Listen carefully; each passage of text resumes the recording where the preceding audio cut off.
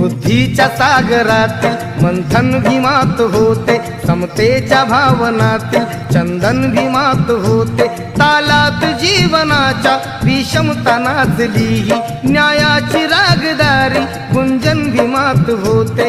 संकल्प या मनाचा क्रांती करून गेला, निधड्या मनाचा मोठा होऊन सिंह गेला। दिपविले कैक ज्ञानी माझ्या धुरंधराने, इतिहास घडविला माझ्या युगंधराने।